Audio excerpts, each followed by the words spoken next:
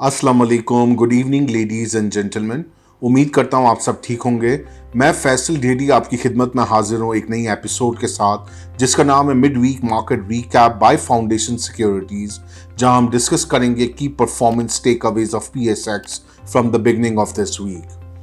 अगर हम performance level पे निगाह डालें तो पीर वाले दिन के C 100 index open at 45,461 index points के साथ, और आज वेडनेसडे के दिन it manages in settle to conclude at 44,805 index points के साथ। मजमूई तौर पे 656 पॉइंट्स की गिरावट देखी है इन द बेंचमार्क के C 100 index over the last 3 working days.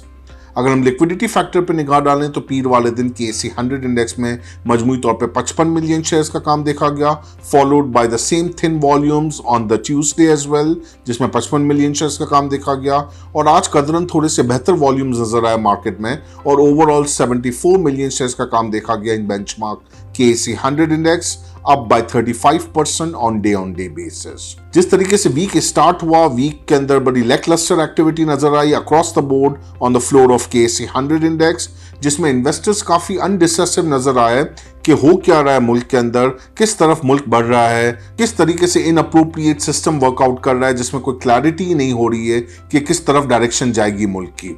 Sooner और लेटर लोगों को थोड़ा समझ में आना शुरू हुआ कि थोड़ा सा निगरान सेटअप है तो चीज़ें पूरी तरीके से अथॉरिटी नहीं होती, और बहुत ज़्यादा बिजनेस कम्युनिटी के अंदर एक बहुत जिसको कहते हैं अनसर्टन सी सिचुएशन हो गई थी कि what to do and what not to do.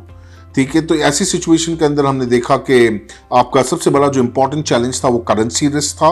Currency बिल्कुल आउट ऑफ हैंड हो रही थी और हमने देखा कि इसी वीक में हमने ओपन मार्केट के अंदर 325 जैसा हाई रेट भी देखा ट्रेड होते हुए, और फॉलोड बाय अब आजकल के करीब 310 313 के बीच में घूम रहा है।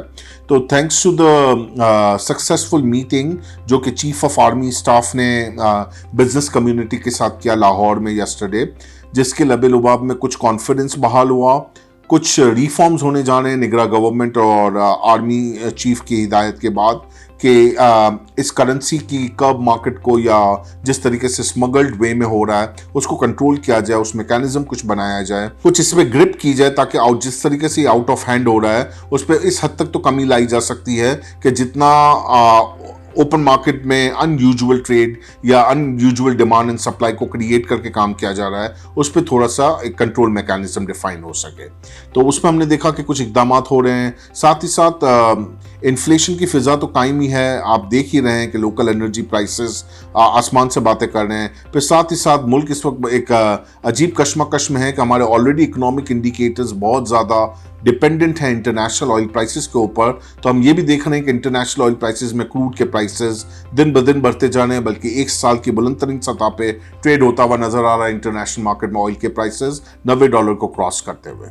तो ये भी हमारे मुल्क के लिए इकोनॉमी के लिए मेजर बास्केट चंक में हमारे लिए नेगेटिव है, क्योंकि हमारा major import bill oil driven है। फिर राइजिंग इंटरेस्ट रेट सिनेरियो में 14 सितंबर को स्टेट बैंक ऑफ पाकिस्तान की मॉनेटरी पॉलिसी कमेटी मिलने जा रही है, जिसमें अगले 2 माह के लिए मॉनेटरी पॉलिसी स्टेटमेंट जारी करने वाले हैं, जिसमें मार्केट एक्सपर्ट्स का अपना व्यू है कि करेंसी को कंट्रोल करने के लिए और इन्फ्लेशन को जहन में रखते हुए मे भी हमें एक शार्प हाइक नज़र आ सकता है इंटरेस्ट रेट्स के अंदर। बट हमारे अपने हिसाब से मोर और लेस 150 बेसिस पॉइंट टू 200 यानी 2% तक हम इजाफा देख पाएंगे करंट इंटरेस्ट रेट से, so which may have little negative impact on the market valuations, though कि मार्केट ने ऑलरेडी इसको एंटिसिपेट किया हुआ है और वो ऑलरेडी प्राइस इन हो चुकी है ये वाली खबर मार्केट के अंदर। तो लेट्स सी 14 सितंबर नेक्स्ट वीक के एंड तक आ जाएगा, तो उसमें हमें थोड़ी क्लैरिटी भी नज़र आ जाएगी कि किस तरीके से इन्वेस्टर्स उसमें रिएक्ट करते हैं, दो according to us it's already price set. फिर निगरान सेटअप ने हमारे कुछ दिनों पहले ये भी अनाउंस किया है कि ये भी एक पॉजिटिव ट्रिगर बन सकता है मार्केट के लिए कि कुछ SIFC की मद में या और सऊदी और UAE की तरफ से पाकिस्तान के अंदर डिफरेंट प्रोजेक्ट्स के अंदर डिफरेंट सेगमेंट्स के अंदर $multi-billion की इन्वेस्टमेंट एक्सपेक्टेड है during the 3 to 5 years time span. तो ये भी एक पॉजिटिव न्यूज़ है मार्केट के लिए और पाकिस्तान के लिए इन टोटल, क्योंकि इकोनॉमी में सबसे ज़्यादा इस वक्त ज़रूरत डॉलर्स की ही है। जितनी FDI आएगी, जितनी इन्वेस्टमेंट आएगी, वो हमारी मार्केट के लिए एक पॉजिटिव इम्पैक्ट क्रिएट कर। So from the sales advice इस वक्त थोड़ी सी हे वायर सिचुएशन है, कंट्रोल मैकेनिज्म के जरिए काम करना चाहिए।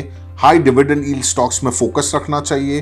ग्रोथ और सिक्लिकल स्टॉक्स में अभी थोड़ा रुकना चाहिए, क्योंकि high rising interest rate scenario के अंदर इस तरह के स्टॉक्स थोड़े से वॉलेटाइल हो सकते हैं, जबकि हाई डिविडेंड यील्ड स्टॉक्स आपको इन्फ्लेशन को हेज करते रहेंगे और आपको एक सुकून से लॉन्ग टर्म पोर्टफोलियो पे कंसिस्टेंट इनकम देते रहेंगे। सो फीडबैक से हमें जरूर आगाह कीजिएगा at info@fs.com.pk।